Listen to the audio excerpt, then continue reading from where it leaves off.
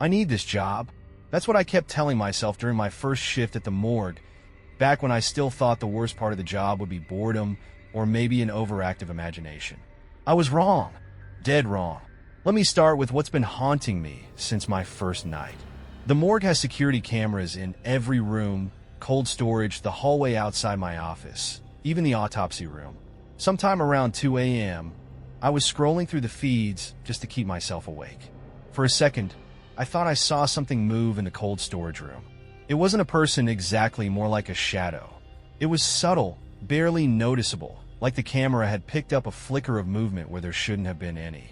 At the time, I told myself it was nothing, probably a glitch.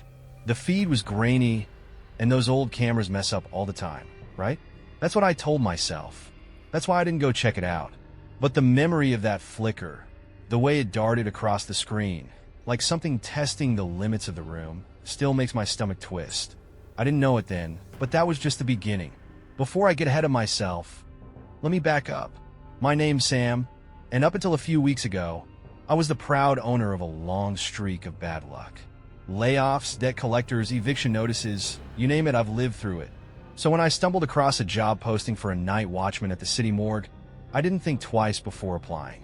The pay was decent, and who cares if the work environment was unconventional? It's not like the dead are going to complain. When I showed up for my first shift, I had this dumb image in my head of what it would be like, me sitting in a nice, well-lit office, scrolling TikTok all night, maybe eating stale donuts while the world slept. Reality hit the second I walked into the building. The morgue wasn't what I'd expected. Sure, it looked normal enough at first. Beige walls, polished tile floors, a faint smell of bleach in the air. But there was something about the place that felt off.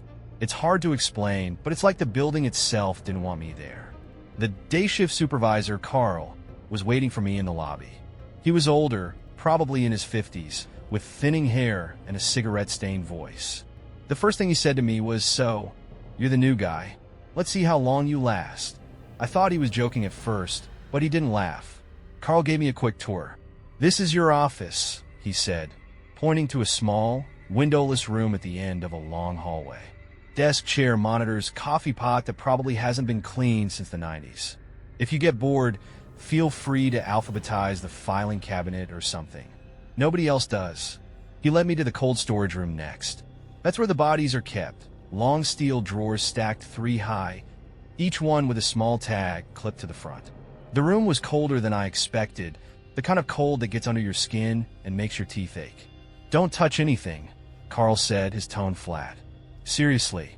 And if you hear a drawer open, just ignore it." That caught my attention. "Wait, what?" Carl glanced at me, his expression unreadable. "Just a joke, kid. You'll get used to morgue humor." From there, he showed me the other areas I'd need to keep an eye on. The autopsy room, a supply closet, and the staff break room, which was even more depressing than it sounded.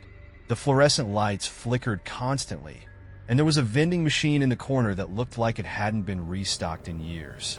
Finally, Carl brought me back to the office and handed me the keys. Rule number 1, stay in the office. Rule number 2, lock the doors. Rule number 3, don't wander. "Why not?" I asked. Carl shrugged. "Because I said so." He started to leave, then stopped in the doorway. "Oh, and one more thing. If you do hear something weird out there, don't go looking for it. Just wait for morning." I tried to laugh it off. "You're really laying on thick, huh?" Carl didn't laugh. He just muttered, "Good luck," and walked out the door.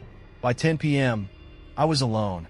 The office wasn't much to look at, just a desk, a chair, and a wall of monitors showing the camera feeds from around the morgue. The screens were black and white, and the resolution was so bad that half the time I couldn't tell if I was looking at shadows or something else. I spent the first couple of hours convincing myself that everything was fine.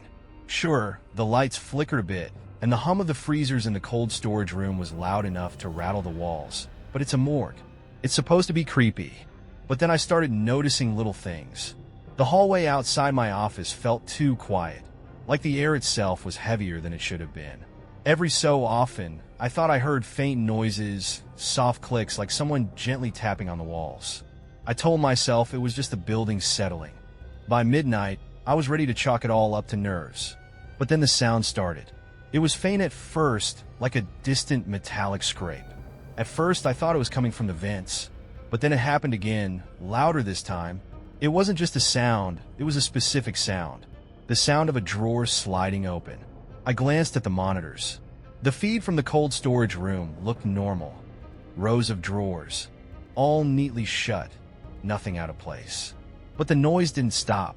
SHHHK, SHHHK. It was slow and deliberate, like someone opening a drawer inch by inch. My stomach tightened. "Don't wander," Carl had said. I stayed glued to my chair, eyes locked on the monitor. The sound continued, louder now, like it was happening right outside my office door. But the hallway feed was empty. Empty, except for the faintest flicker of movement in the corner of the screen. I don't know how long I sat there, frozen in my chair, staring at the grainy feed from the cold storage room. The sound of that drawer sliding open, it wasn't stopping. SHHHK, SHHHK. Slow, deliberate, as though whoever or whatever was opening and wanted me to hear every inch of movement. The camera feed told me it was empty. Nothing moved on screen. Rows of metal drawers stacked 3 high, neat and orderly like always. But the sound? It was real. It had to be. I told myself it was probably some mechanical malfunction, maybe a cooling system acting up, or some trick of the acoustics in this miserable building. That's what I told myself as I forced my legs to move, to leave the relative safety of the office and step into the hallway. The cold air from the storage room seeped into the corridor, biting at my skin.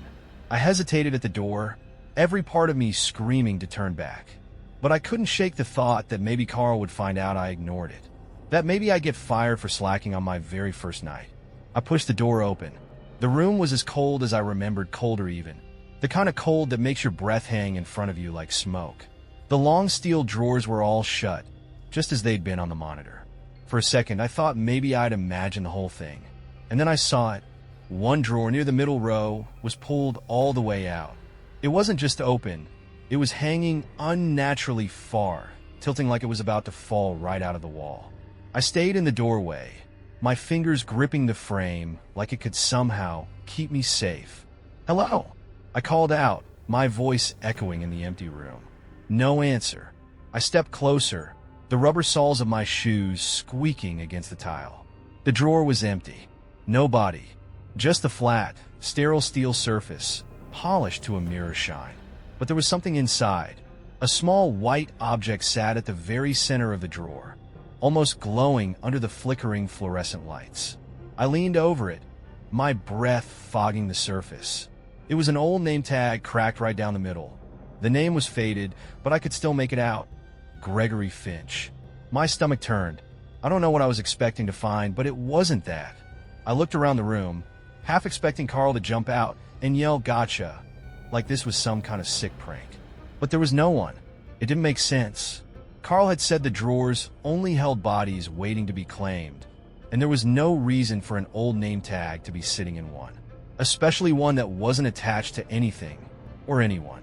I grabbed the name tag and shoved the drawer closed with more force than I meant to, the clang of metal on metal making me flinch. As I backed out of the room, I couldn't shake the feeling that I wasn't alone.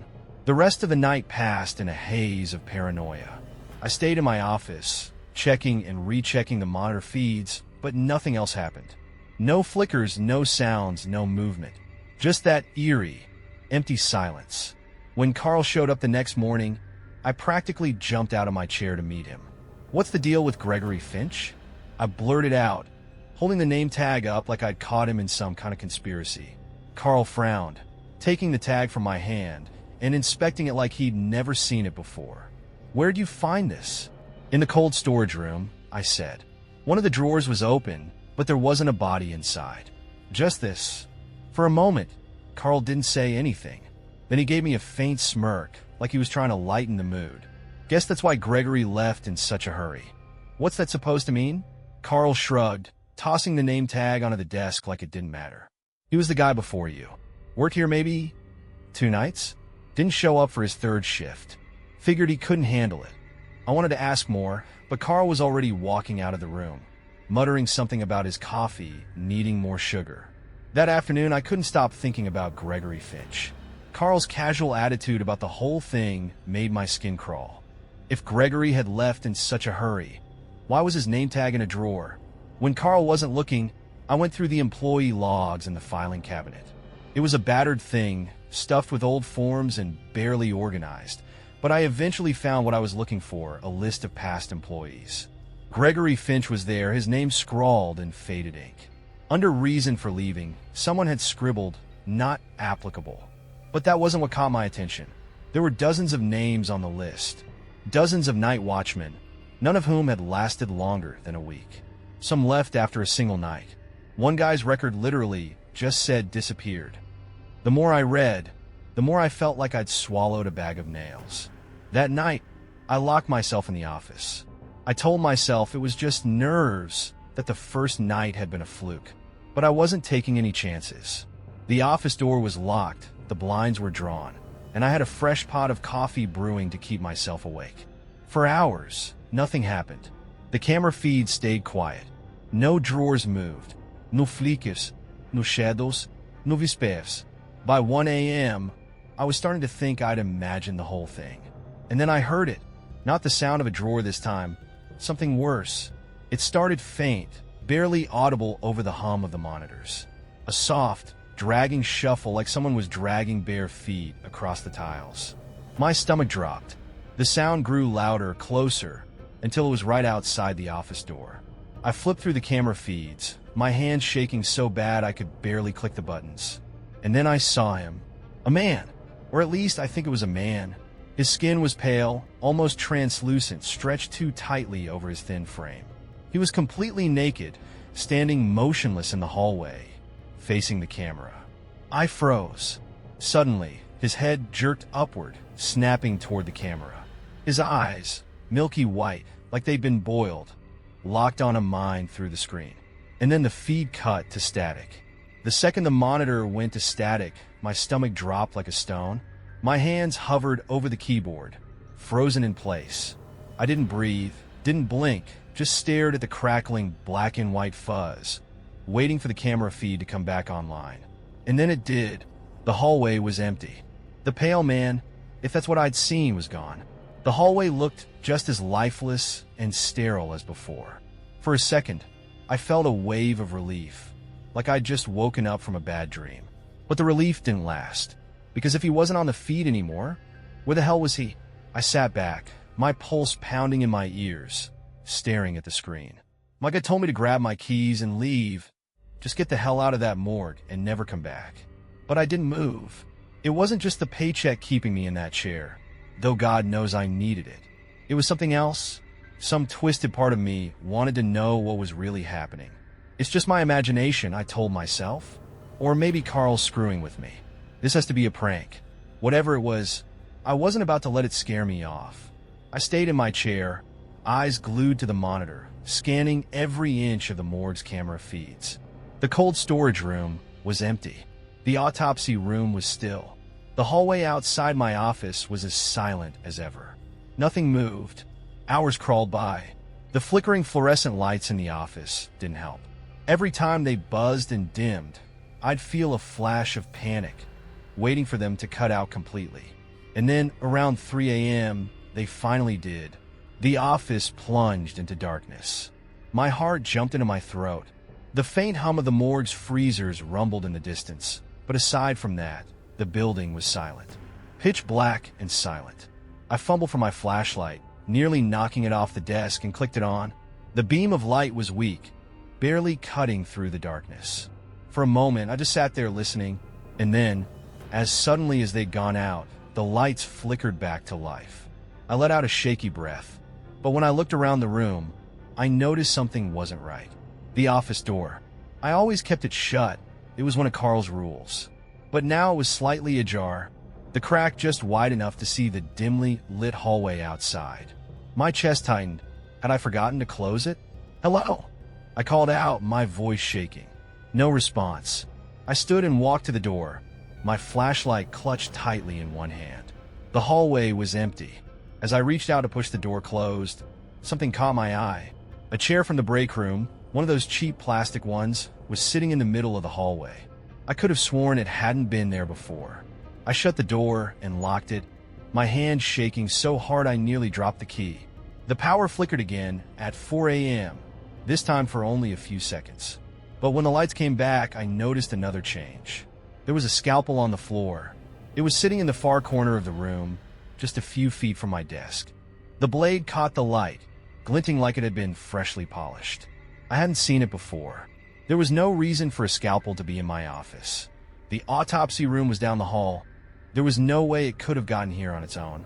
I didn't touch it. Instead, I grabbed the office phone and dialed Carl's number.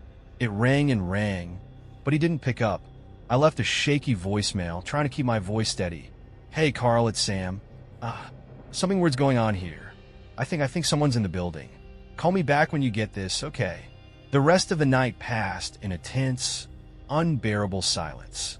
When Carl showed up that morning, I was still in the office, pale and bleary-eyed from lack of sleep. He strolled in with a coffee in one hand and a box of donuts in the other, like he didn't have a care in the world. "You look like hell," he said. "Rough night." I didn't even try to hide my frustration. "What the hell is going on here, Carl?" I snapped. Why was there a scalpel in my office? And who the hell was that guy I saw on the camera? Carl raised an eyebrow, setting his coffee down on the desk. "What guy? You're telling me you don't know?" I leaned forward, pointing at the monitor. Pale, naked, standing in the hallway. The cameras went to static right after he looked at them. Carl frowned, scratching the back of his head. "Static, huh? Probably just the old wiring acting up. And as for the scalpel, maybe someone left it lying around during the day shift." I stared at him, disbelief flooding through me. He was so casual about it, like this was all perfectly normal. "Carl, I'm serious. I saw him. He was standing right there." Carl sighed, pulling a pack of cigarettes from his jacket pocket. "Listen, kid, don't overthink things. You signed the papers, didn't you?" I blinked. "What the hell does that mean?" Carl just shrugged and walked out the door, muttering something about kids these days. After Carl left, I decided to review the security footage. Maybe I was losing my mind, but I needed to know for sure. The computer in the office was ancient, running software so outdated it felt like I was using a museum exhibit. But after about 20 minutes of fumbling through the controls, I managed to pull up the footage from the previous night. My hands were sweating as I scrubbed through the timeline, my eyes glued to the screen. At first, everything seemed normal. Just me sitting at my desk, drinking coffee, staring at the monitors. And then I saw it. The pale man. He wasn't in the hallway this time. He was behind me. I froze the frame, my breath catching in my throat. He was standing just a few feet away from my chair, his milky white eyes staring down at me. I clicked ahead in the footage, frame by frame, but he didn't move. He just stood there, perfectly still, for what felt like an eternity. And then, in the blink of an eye, he was gone. My stomach churned as I shut the computer off. I didn't want to believe what I'd seen, but I couldn't deny it anymore. Something was wrong with this place. Something worse than I could have imagined. I sat back in my chair, running my hands through my hair, when my fingers brushed against something taped to the underside of the desk. I pulled it off and held it up to the light. It was an old, yellowed newspaper clipping. The headline made my blood run cold. "Morgue night Watchman found dead. Foul play suspected." My eyes darted to the name of the victim. Gregory Finch. I slammed the newspaper down on Carl's desk the second he walked into the morgue the next morning. He looked up at me, barely fazed, as if this was just another Tuesday. "You want to explain this?" I snapped, shoving the article toward him. Carl took a long sip of his coffee, glanced at the yellowed clipping, and shrugged. "Gregory Finch," he said casually, like he was reading a grocery list. "Yeah, I remember him. Nice enough guy. Didn't last long." I leaned over the desk, my voice rising. "He didn't last long because he's dead, Carl. What the hell is going on in this place? What happened to Gregory? And don't you dare tell me it's nothing." I stopped myself before the words "the pale man" came out. Saying it out loud made it feel more real. Carl sighed, leaned back in his chair, and set his coffee down. "You're not the first to ask questions," he said, "and you won't be the last. But if you want to keep this job, you'll listen to me real carefully." "Don't turn this around on me," I growled. "Tell me the truth. Right now." Carl studied me for a long moment, his face unreadable. Then he leaned forward, resting his elbows on the desk. "All right, kid. You want answers? Here's how it works." He took a deep breath before laying it out for me. "Rule number 1, don't leave your office for long. That office is the safest place in this whole building," Carl said. "If you stay in there and keep the door locked, nothing can get to you." I frowned. "What do you mean, nothing? What's out there?" He ignored my question. "Rule number 2, if you hear a drawer open, ignore it. It's not your job to check the drawers," Carl said. "Whatever you think you hear, it's better if you don't confirm it. Just stay put." Rule number 3, if you see someone who doesn't belong, don't look them in the eyes. "Like that pale guy I saw on the camera?" I asked, my voice tight. Carl's expression darkened. "Especially him. But it doesn't matter who or what you see. Don't look them in the eyes. Ever." Rule number 4, never, ever let them in. I felt my skin crawl. "Let who in?" Carl's gaze sharpened. "Anyone. If someone's at your door and you don't know them, or even if you do, don't let them in. No matter what they say, no matter how much they beg. You let them in, you're as good as gone." I stared at him, trying to decide if this was some elaborate joke, but the look in his eyes told me he wasn't kidding. "This is insane," I said. "Why the hell would anyone agree to work here if—" "You signed the papers, didn't you?" Carl interrupted, his voice cold. I opened my mouth to argue, but stopped. He was right. I'd signed the employment contract without a second thought. I needed the money too badly to care about the fine print. "That's just how it is," Carl said, leaning back in his chair again. "If you can't handle it, you're free to quit. But if you're staying, follow the damn rules." I spent the rest of the day trying to convince myself that Carl was just screwing with me.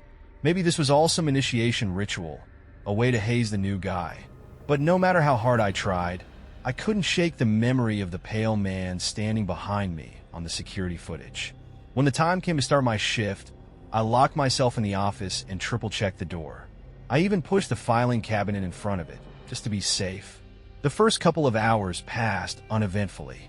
The monitors showed nothing but the same empty halls and rooms, and the only sounds were the hum of the freezers and the occasional pop of the lights overhead. But around midnight, the atmosphere shifted.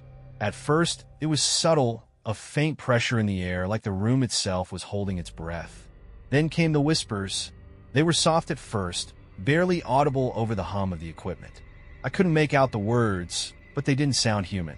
They were too low, too guttural, like dozens of voices speaking all at once. I turned off the monitor. I didn't want to see what might be out there. The whispers grew louder, filling the room like they were coming from every direction. My chest tightened, and I ducked under the desk, clutching my flashlight like it was a weapon. Then came the scratching. It started faint, just a faint drag of nails against the office door. But soon, it turned into something frantic, like claws raking across the wood. I held my breath, heart hammering in my chest, praying the door would hold. "Follow the rules," I whispered to myself. "Follow the rules."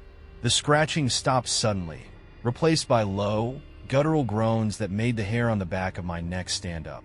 And then silence. For a moment, I thought it was over. But then I heard it, breathing. It was faint, shallow, but unmistakable. And it was coming from right behind me. I clamped my hand over my mouth, biting down on my knuckles to keep from screaming. I didn't move, didn't turn around. My flashlight shook in my hand. The beam pointed uselessly at the floor. The breathing grew louder, closer, until I could feel the warmth of it on the back of my neck. And then, just as suddenly as it had started, it stopped. I stayed under the desk, trembling, for what felt like hours. But in reality, it couldn't have been more than a few minutes, because the next thing I heard was a knock at the door. Not frantic, not aggressive, just a calm, steady knock. "Sam," a voice called. I froze. It was Carl. "It's me," the voice said. "Let me in." But something about it wasn't right. It sounded like Carl, sure, but there was something off. His voice was too calm, too even. I didn't move. "Sam," the voice repeated, a little more forcefully this time. "Open the door. Come on, kid. You're fine. Just let me in." I stayed where I was, crouched under the desk, clutching the flashlight, so hard my knuckles turned white. And then the voice spoke again, softer this time. "Sam, don't make me wait." The knocking didn't stop. "Sam, Carl's voice called again, calm and steady, but with an edge creeping in now. "Open the door." "It's me." "What's the problem, kid?" I sat under the desk, paralyzed, my flashlight aimed uselessly at the floor. Carl's rule repeated in my head like a mantra. Never let them in. "Sam," he said again, more insistent this time, "I'm not going to stand out here all night. You need to open the door." My throat was so dry I couldn't swallow. It sounded exactly like him, gruff, tired, impatient, but something was wrong. It wasn't just his tone. It was the timing. Carl wouldn't be here at 3 a.m. There was no reason for him to be. And then, just as I was convincing myself not to move, I heard something else. Another voice. This one was quieter, mocking, but unmistakable. It was my voice. "Let me in, Sam," it whispered, dripping with venom. "You're pathetic hiding under that desk. What's the matter? Afraid of your own shadow?" My stomach turned. I clamped my hands over my ears, trying to block out the sound, but it only got louder. "Come on, Sam. Be brave. Open the door. Let us in." "Shut up," I hissed through gritted teeth. "You're not real. You're not real." The voices stopped abruptly, leaving the office in a suffocating silence. For the next few hours, I didn't move. I stayed curled up under the desk, the flashlight clutched to my chest, waiting for the next knock, the next sound, the next whatever. But nothing happened. By the time the first light of dawn crept through the blinds, I was a trembling wreck.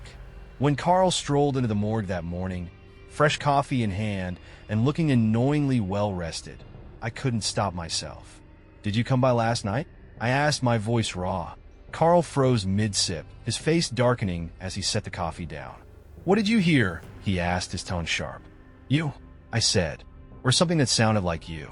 You were knocking on my door, telling me to let you in. At least I thought it was you." But then I trailed off, unsure if I wanted to tell him about the second voice, my own voice. Carl leaned back against the counter, rubbing his jaw like he was deciding how much to say. Finally, he muttered, "They're trying to trick you. Don't fall for it." "They? Who's they?" I demanded, but Carl just shook his head. "Doesn't matter who they are," he said. "What matters is you didn't open the door." "Good. Keep it that way." He started to walk off, but I stepped in front of him. "No," I snapped. "No more cryptic bullshit. I need answers, Carl. What the hell is going on in this place? What are those things I keep seeing? And why the hell does it sound like you're okay with all of it?" Carl sighed, his shoulders slumping. For a moment, he looked older, wearier, like the weight of the morgue was pressing down on him too. "Look, kid," he said, "this place has been here a long time. Longer than it should have been. And it keeps secrets." "What kind of secrets?" "The kind you don't want to know," he said, brushing past me. But I did want to know. After Carl left, I spent the better part of the morning digging through old files in the morgue's archives. I had to know what I'd gotten myself into. The deeper I went, the darker things got. Employee records, coroner's reports, police files. Everything pointed to the same unsettling pattern. Gregory Finch wasn't the first night watchman to die under mysterious circumstances. There were others. Over the past 20 years, at least 6 other guards had died on the job. Most of their deaths were ruled accidents or natural causes, but the details didn't add up. One had supposedly tripped and fallen down the stairs, but the injuries in the report didn't match a fall. Another was found locked in the cold storage room, frozen solid, even though the autopsy claimed he died of a heart attack. And then there were the bodies themselves. I pulled up a list of the morgue's unclaimed cases, and my stomach dropped when I started reading the names. Gregory Finch, Joseph Riker, William Ortega. They were all former employees. All-night watchmen. Each file ended the same way. Case closed. Unclaimed. What the hell was this place? That night, I tried to prepare myself.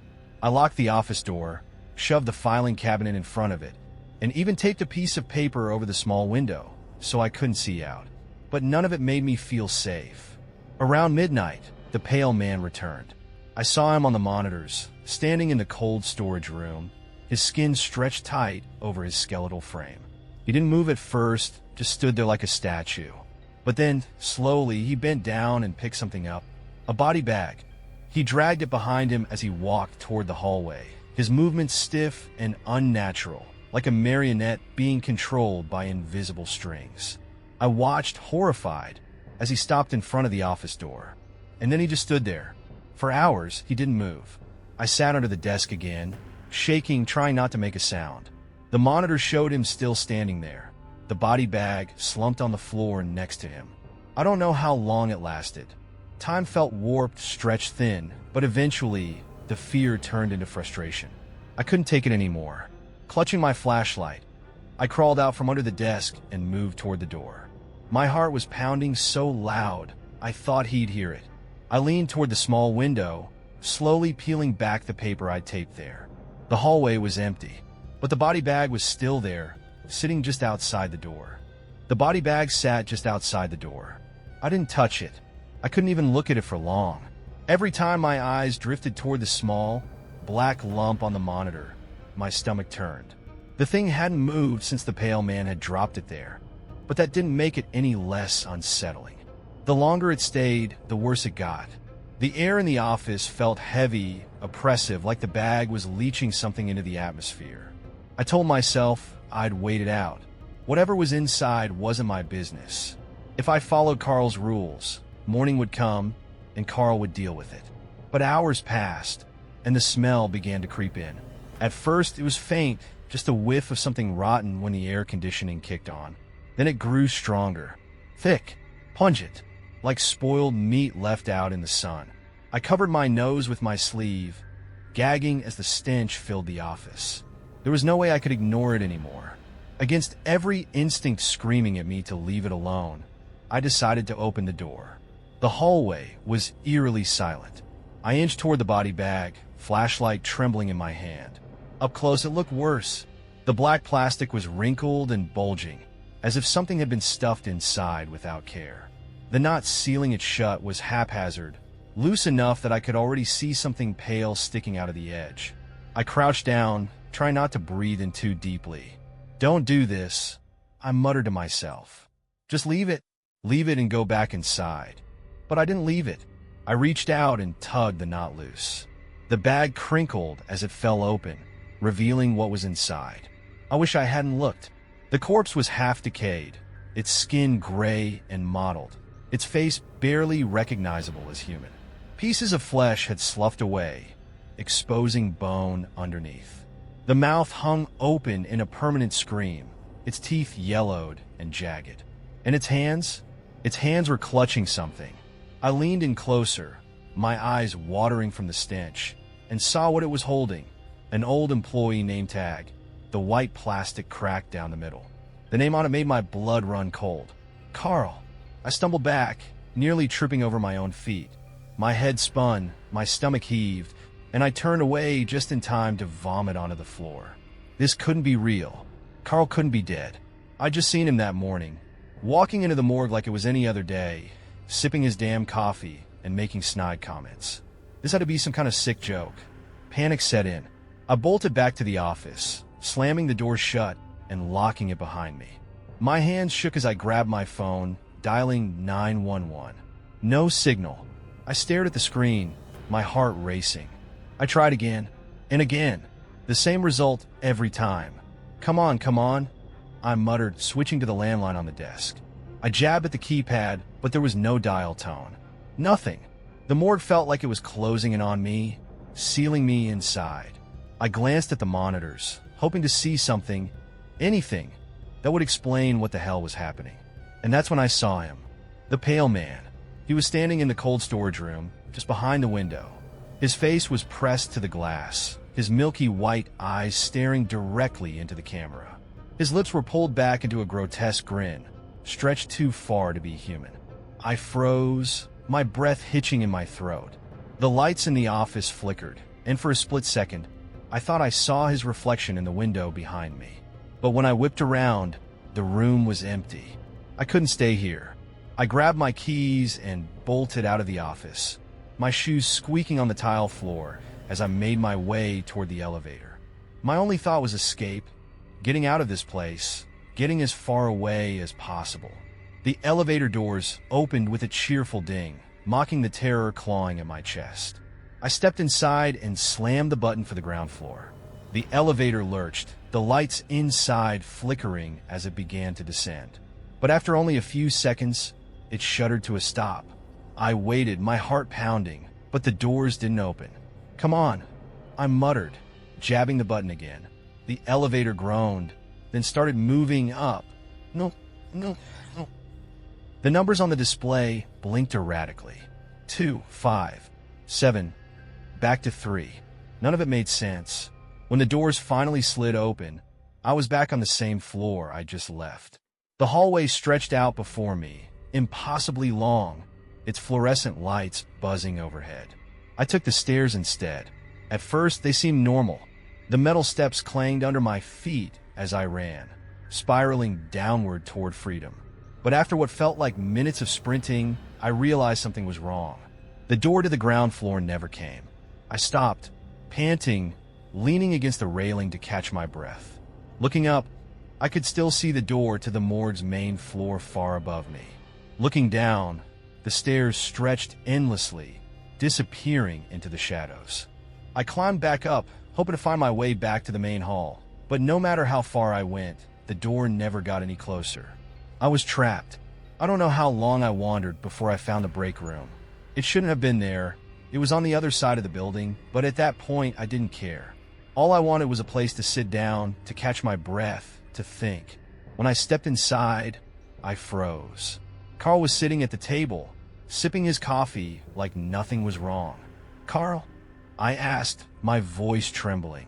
He looked up at me, his expression calm, almost amused. "Took you long enough," he said, setting his mug down. My legs felt like they were made of lead as I stepped closer. "You're alive?" Carl snorted.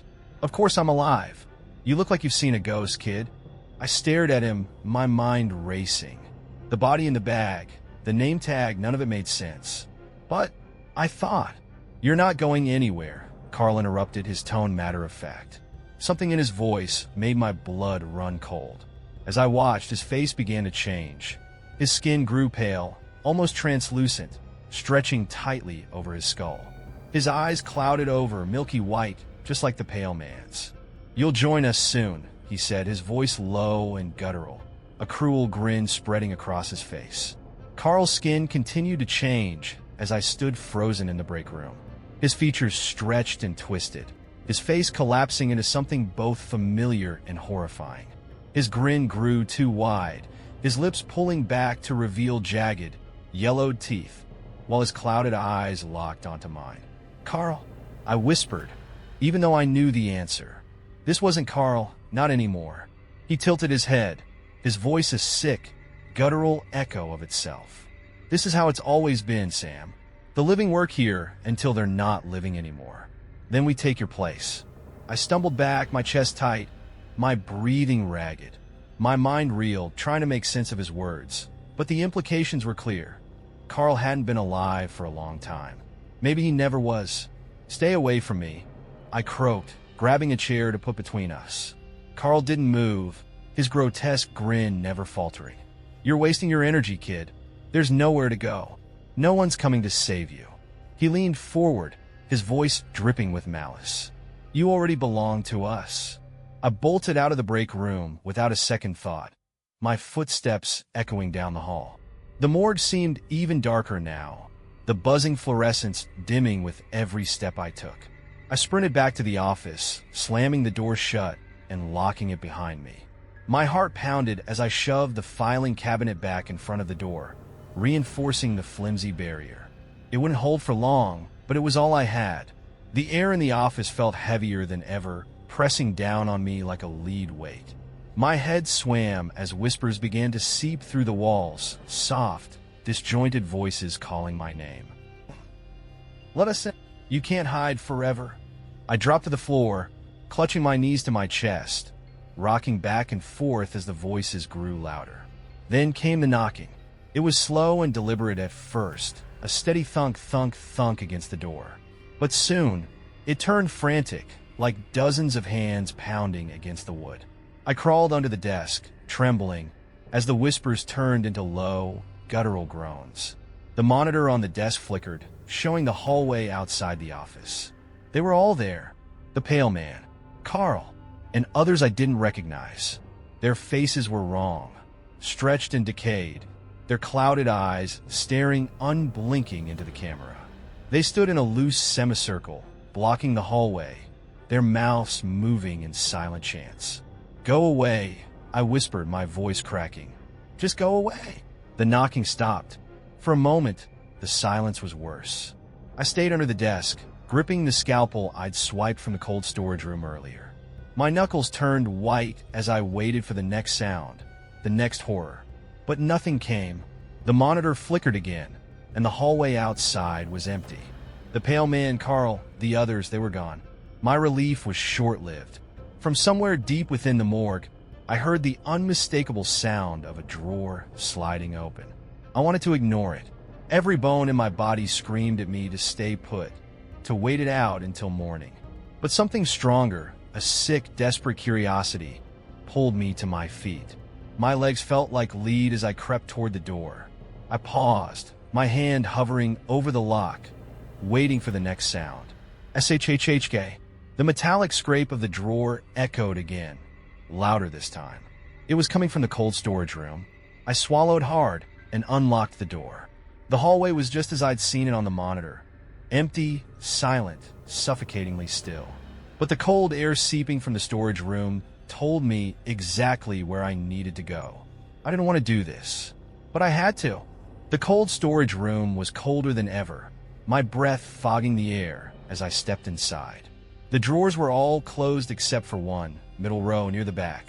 It was open just enough for me to see inside. "No," I whispered, shaking my head as I stepped closer. The smell hit me first.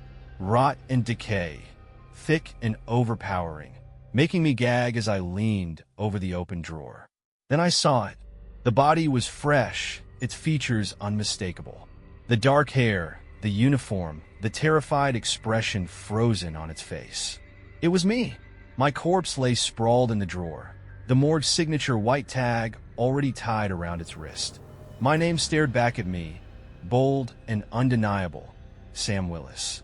I stumbled back, my legs giving out as I fell to the floor. My flashlight clattered beside me, the beam casting long shadows across the walls. "This isn't real," I whispered, shaking my head. "It can't be real. I'm not dead. I'm not." A voice interrupted my thoughts. "You look like you've seen a ghost, kid." I spun around. Carl stood in the doorway. Perfectly normal, no pale skin, no clouded eyes. He looked exactly as he had on my first day, sipping a steaming cup of coffee and smirking at me like I was the punchline to some cruel joke. "Carl," I croaked, my voice barely audible. "Welcome to the team, Sam," he said, stepping into the room. I was getting tired of the night shift. My stomach churned as his words sunk in. "No, y whisperat. You're dead. I saw your body." "I saw." Carl chuckled, setting his coffee down on the edge of the counter. "Oh, I was dead. For a while. But somebody's got to run this place, right? And now, it's your turn." I backed away as Carl crouched in front of me, his smirk widening. "This place's rules," he said, his tone almost conversational. "You follow them, and maybe, just maybe, you'll last longer than the others." "Others?" I whispered. He gestured toward the open drawer, where my corpse still lay. "Everyone who works here ends up in one of those eventually. And when you do," he grinned, his teeth sharp and glinting, "we'll find someone to take your place." I don't know how long I sat there after Carl left, staring at my own body in the drawer. Time felt meaningless. The morgue felt alive, like it was breathing, waiting for me to give in. I'm writing this now because I want you to know the truth. I don't think anyone will believe me, but maybe it'll be enough to keep someone else from making the same mistake. If you ever see a job posting for a night watchman at the city morgue, don't apply. Once you're in, you're never leaving.